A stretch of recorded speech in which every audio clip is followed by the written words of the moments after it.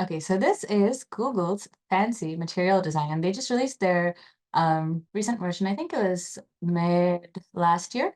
So this is Google's Material 3 design, and as you see, they have a whole section about components.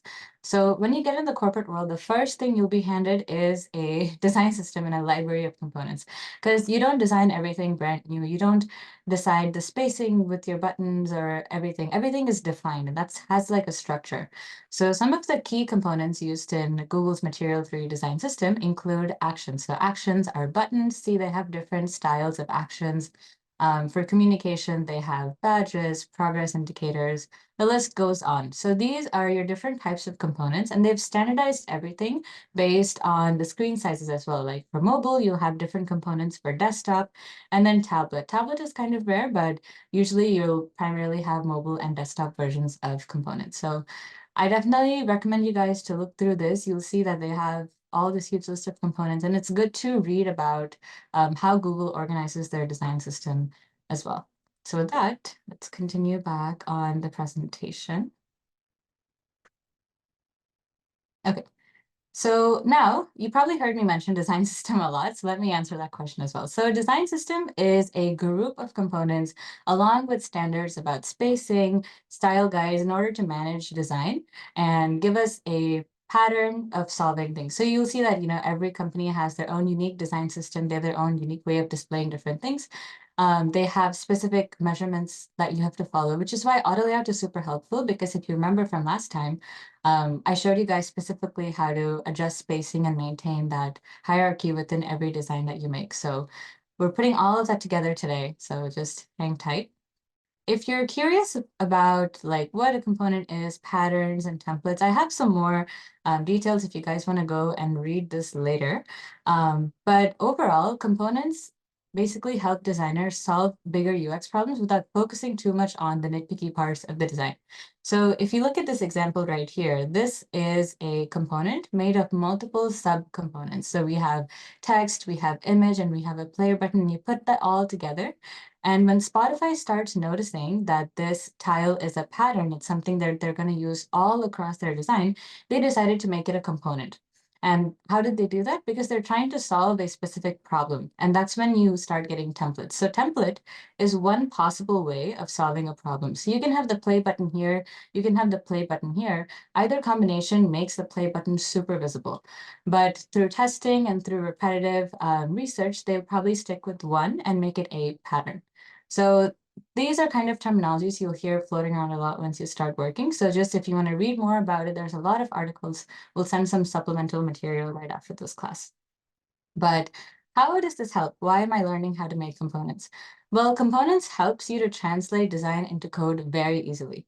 Just like we as designers have our design system, the library of components, developers also have their own library of components and they match, right? So when you give your designs to your developers, they're going to look at, oh, what component did she use here? What component did she use here? And they're just going to get the code for that and use it. So it's kind of like copy paste design and copy paste code, if that makes sense.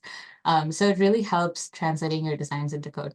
Second, it maintains consistency, which is very important. You can't have like random spacings or random different styles. You need a consistent style throughout your entire system and for it to be responsive across platforms, which means when you go for mobile and desktop. And lastly, like I mentioned before, it helps the designer focus on more complex problems because UX is not just about like, more like moving pixels and graphic design. UX is also about like hierarchy and putting information that's important in the forefront. So it'll help you pay more attention to that than worrying about the small details. And lucky for you, Figma has a lot of features to make that easy for us to do. So with that, we will jump right in. I see you guys are used to the routine of naming your sections. So I love that. So if you haven't already, I'll give you a couple more minutes to go and claim a spot. Just write your name in there, change the color to your choice. And The I link have, to Figma's in the chat if you don't have access to it already. yep.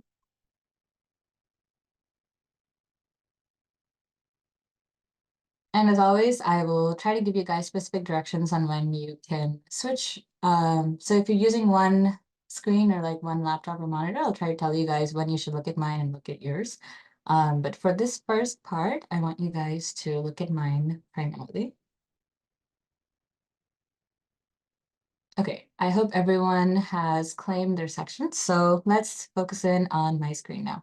So this is what we made last time. So we had this little card, and with the click of a button on the right with your auto layout panel, we were able to change the way it is arranged, right? So you remember this magic.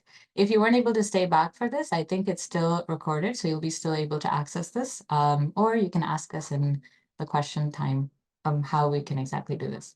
But let's make this into a component. So I'm going to use this version.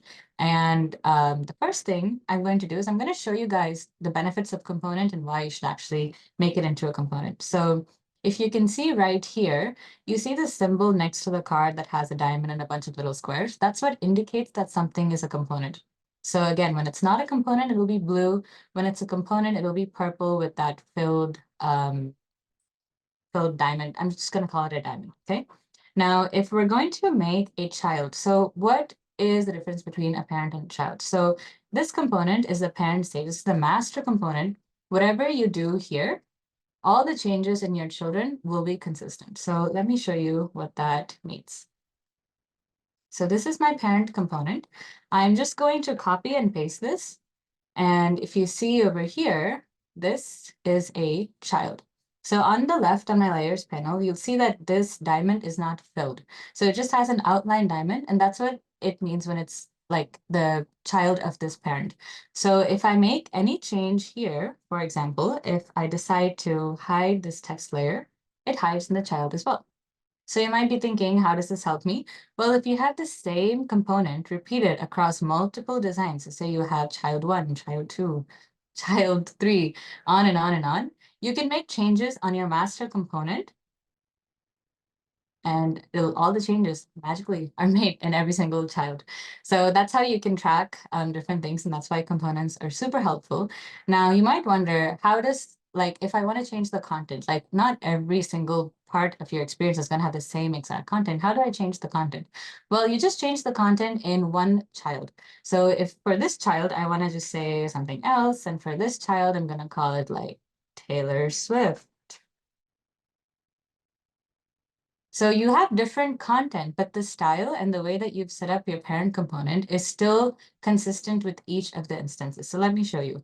So say that mid-design, you decide, actually, I don't like intro. I'm going to change the font to like, I don't know, this. You see how the fonts are changing on the child? So even though the individual content of each child is different, the makeup or the genetics of it is still the same. So the parent component will still have the same genetics passed down to each of its children with slightly different variations. So this one's Taylor Swift, this one has different content, etc.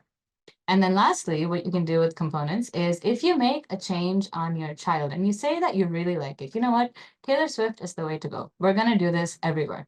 You take this child, you right click, and you can say push changes to main component, and boom, you have updated this child to reflect the same thing as the parent. Now, their parent has the same content, the same style, and everything. So that's just a high level overview. I know that was a lot of words. I'm going to show you guys how to actually do it, but I just wanted to show you the power of components. Another thing you can do with components is I've made this into a component. So let me show you on the right-hand panel over here. You see how I have like these different controls? I can change this design without touching the design itself by just doing everything on my right panel. So let me show you. I'm going to change the button to show following. I'm going to show text in the button or not show text. I'm going to make it go from desktop to mobile. So that's the power of components. And I'm going to show you guys how to make this. So any questions so far about components and the benefits of them and how it can actually help you? Give you guys a minute to if you want to ask questions. Let me open up the chat.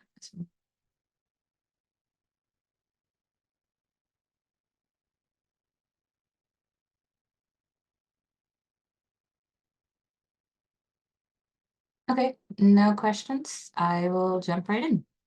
Awesome. So on your section, you will have this little card. Let me go back to mine. So you will have this card right here, and you also have a couple of buttons. So what we're going to do is, let me just steal this one. 1 second. Give me just one sec to clean up my file. And if you think of any questions in between, feel free to ask them while I clean up this section. Okay, I'm done. So this is what you see. So first, to explain the basics of components, we're just going to work with these two buttons. So this one is CTA and this one is called CTA as well. I already made these two versions for you guys, but ideally, you would make them. So we're going to click on this CTA, and if you see on the left-hand panel on my layers, they're all named correctly. So I just want to point that out because that'll be helpful later on. So we're going to click on the place where it says CTA, right click, and say Create Component. The shortcut for that is Option Command K, or it should be Alt Control K. So try that, say Create Component, and you should see something like this. See if everyone's made a component. See you guys are playing with that. So again, you click on the text that says CTA, right click, and you should see an option that says Create Component, or you can do that on the top as well. So you'll see this little diamond symbol on the top. You can click on that too, and that also creates a component. So your black panel, the top, should have 4 diamonds. So that's how you create a component. So I just want you to create a component of the first one.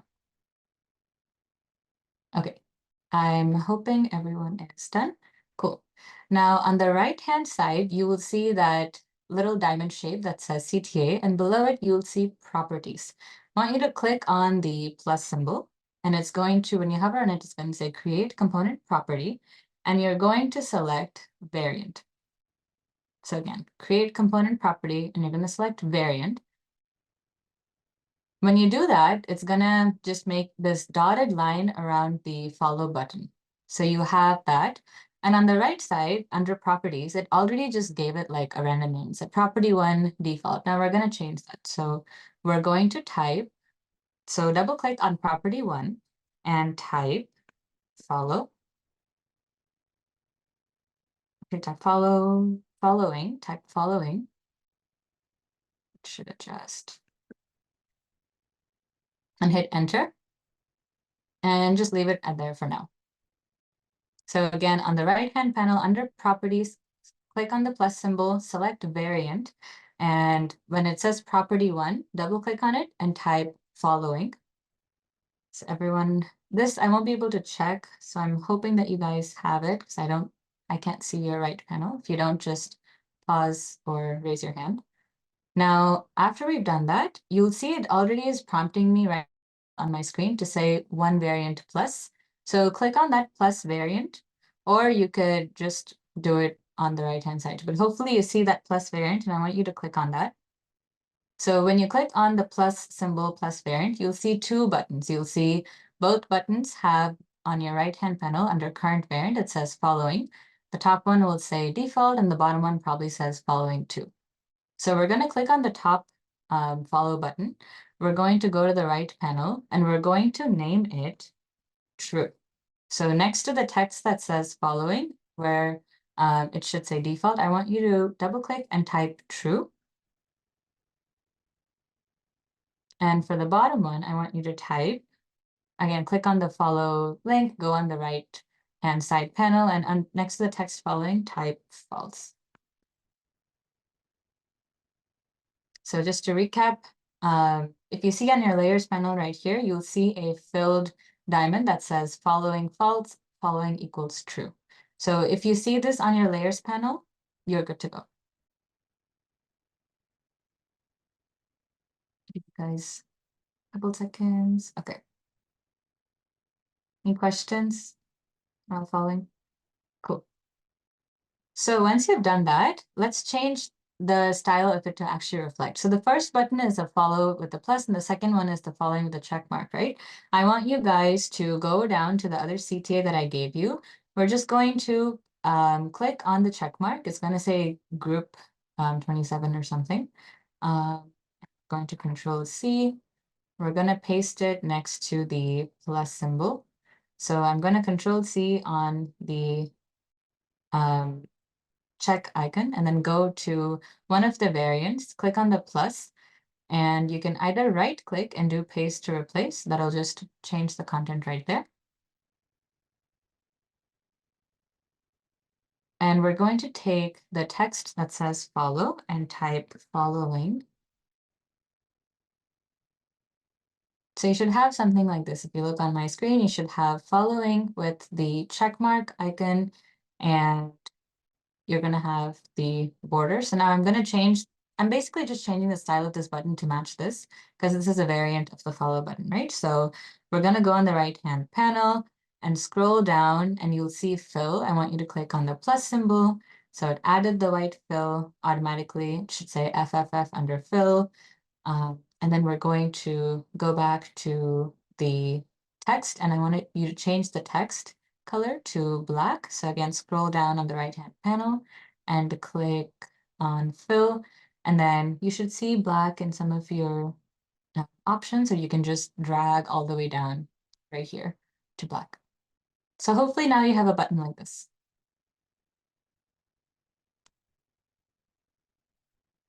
Check. I'll give you guys a minute. I think you're changing stuff.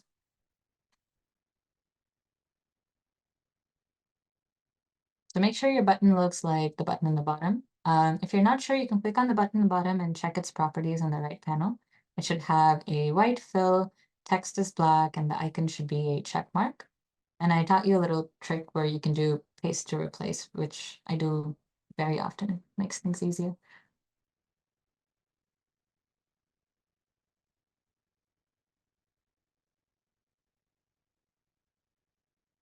Okay, doke. I see a lot of. Okay, I will assume that everyone has done that. All right, so we're going to click on our two variants. So again, terminology review. When you see that CTA and the symbol with four little squares inside the diamond, that is your component. Inside your component, you have created two variants. One variant that says following true and another variant that says following false. Now, I noticed that like if you get the logic behind it, following true means that, it's following. Following false is you're not following. So I'm just going to adjust that on my right-hand panel. So my first variant, it says following true. I'm going to rewrite that to be following false. And my second variant, I'm going to call it true. That's just because I changed the bottom one. So again, your first variant should say following false. Make sure you spell it right because it actually affects the Boolean. Um, don't be like me. So the first variant says following false, and the second variant says following true. Once you have that, let me.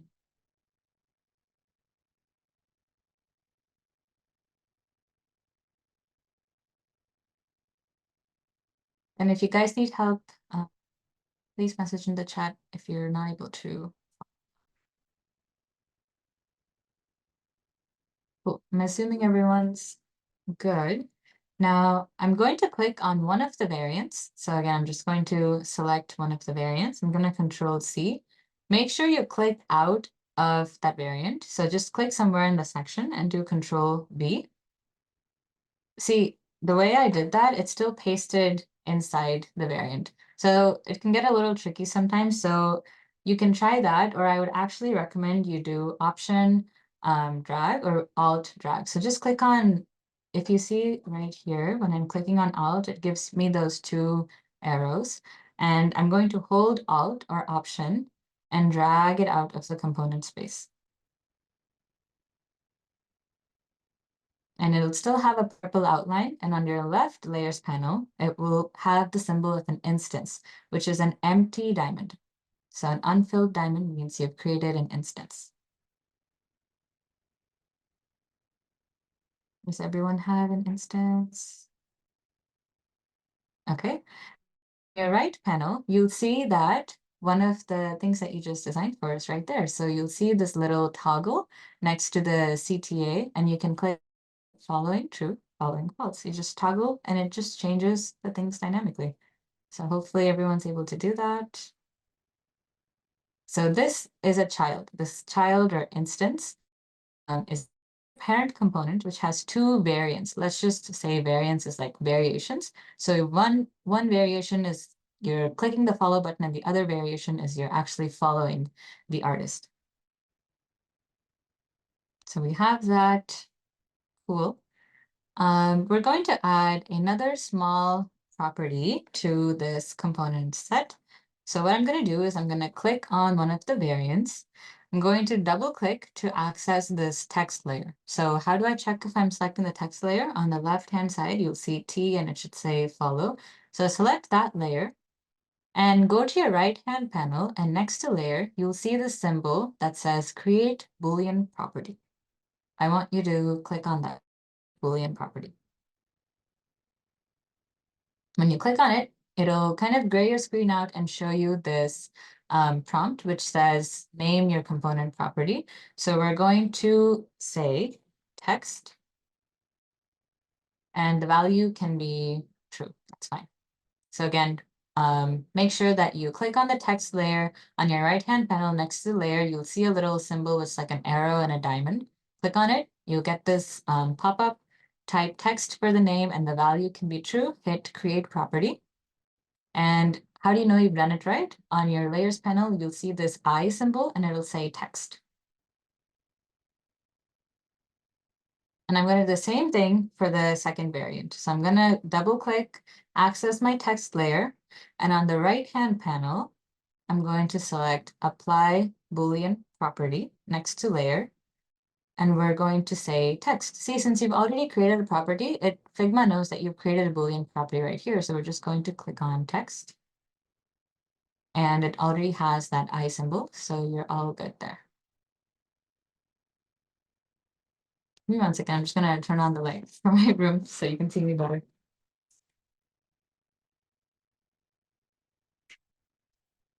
Okay. Any questions? Assuming no questions. Awesome. Now let's check out our child there. So when you click on the child on the right-hand panel, you'll see that there is a toggle next to the word text. If I untoggle it, it changes to just the icon. If I toggle it again, it changes to the text.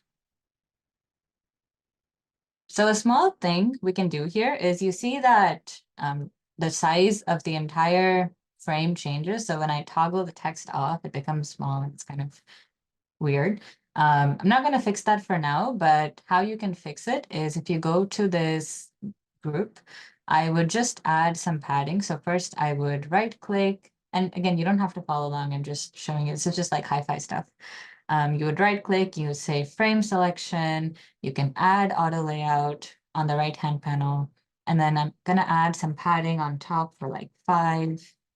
And so once you add that padding, it covers more part of this entire container. Again, recap from last time, this would be considered your container, and this is the little check mark inside of it. Now, if I toggle the text on and off, it at least keeps most of the size right there, and it's a little more prettier. So you don't have to do that, just a little small thing if you want to do. You can just click on the plus again on the right-hand panel, click add auto layout, and then next to the vertical padding, you can add like 5. See, that one messed it up because it's not. Oop.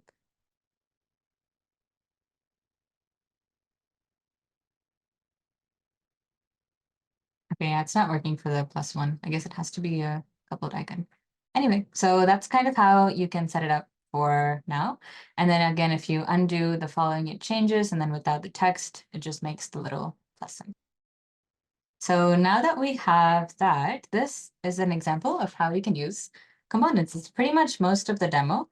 I want to show you guys again the different things on the right-hand panel is you can set multiple properties. So we've only set one variant. We've set one Boolean. There's instance swap. We also set a text property. Instance swap is kind of complicated. And to be honest, I'm not very good at it either because this is something that your design ops team does in the corporate world. So you don't need to really learn how to do this, but if you want to, there's a lot of YouTube videos that you can try. But these are the most common ones. I use variants and Boolean a lot every day at work. So yeah, you've made one component. Good job. Any questions? Does anyone need help? You can unmute and we can come over and help if you need. I know it's a lot of technical stuff, so feel free to ask questions.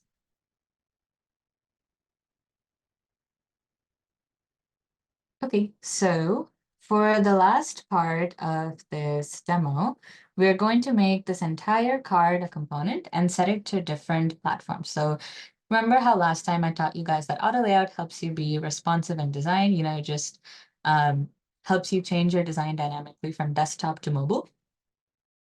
Actually implement that using components. So I'm going to use the card that I provided you guys. Follow the same steps. So click on the card where it says the word card, right click, create component. We've created a component of this.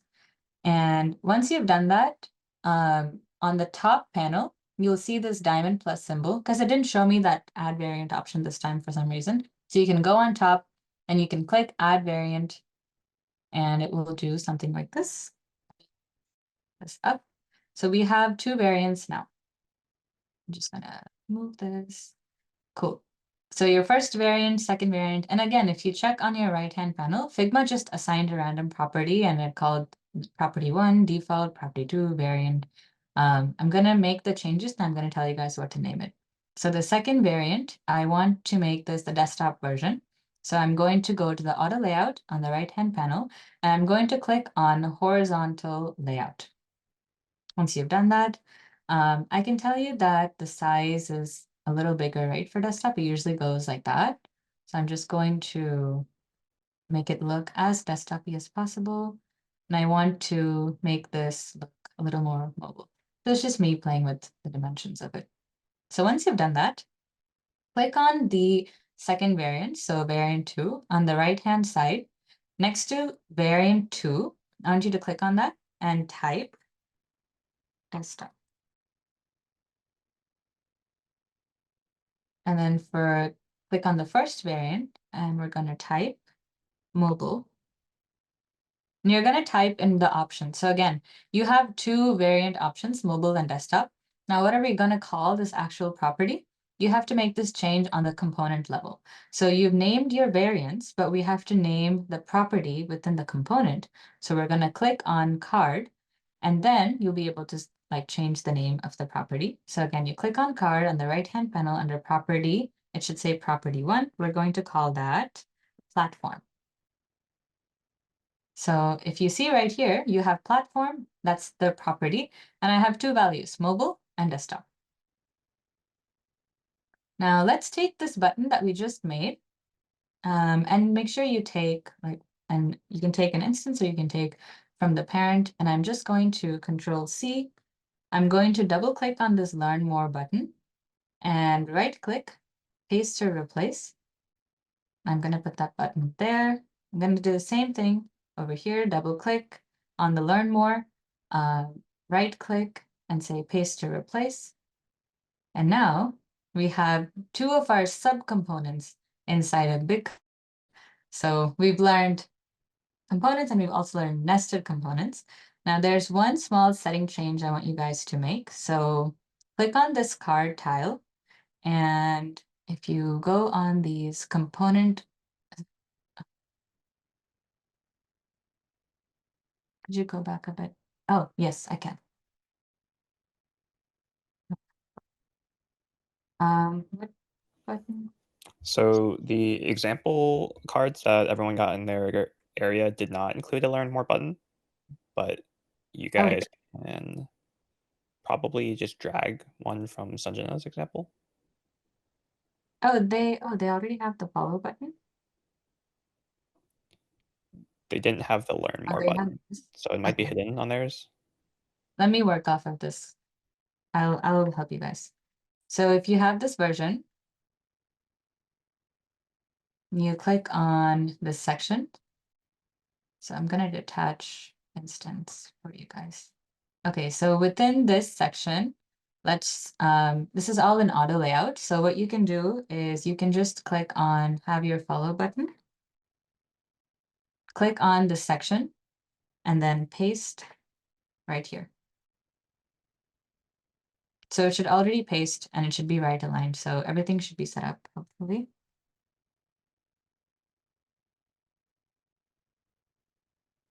Were you guys able to do that?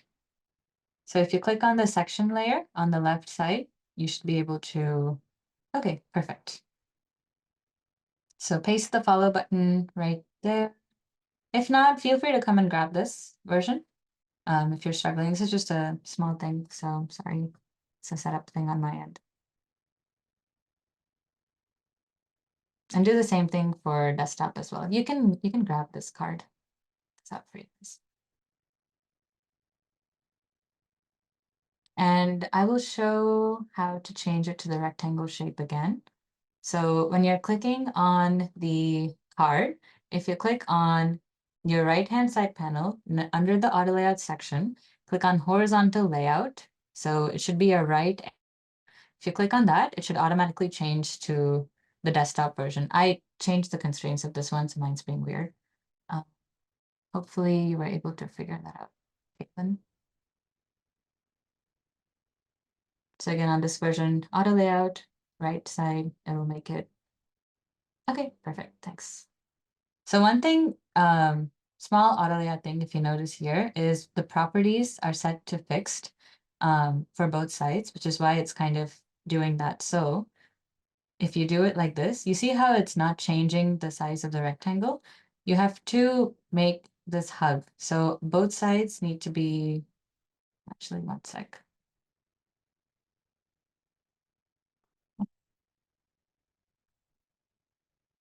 Here's the version. Okay, so the horizontal one has to be fixed and the vertical one can be hugged. So that's the problem. So the vertical constraint, if it's set to hug and now you do it, there you go. So it should size properly. And then if you want to actually change how much, like I expanded the size of this, so you can do that. You can change the horizontal sizing. Okay, so back on here, hopefully everyone is able to make components of both of these. So we have our mobile version, we have our desktop. On the right-hand side, under current variant, it should say platform. And when you click on your desktop variant, it'll say desktop. Mobile variant will say mobile. And hopefully we made a subcomponent, right, of the CTA. So we have that as well. Now I'm going to do option drag because again, Command C, Command V sometimes doesn't work. It makes another component, which complicates things.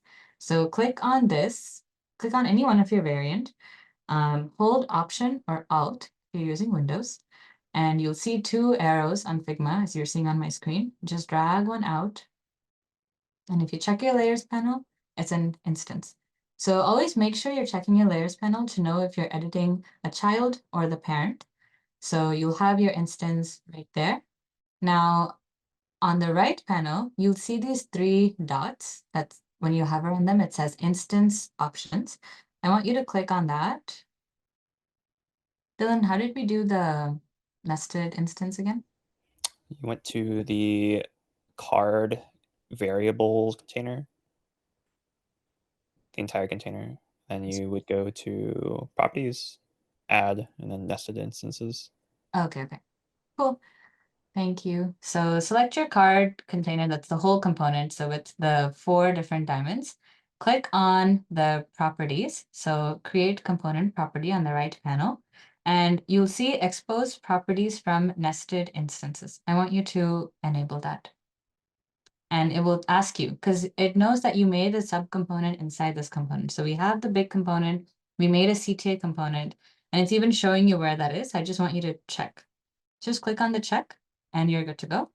Now, if you check your child, you have multiple options that you can do with this child component. So on the right-hand side, you have the platform, which can be mobile or desktop, mobile or desktop.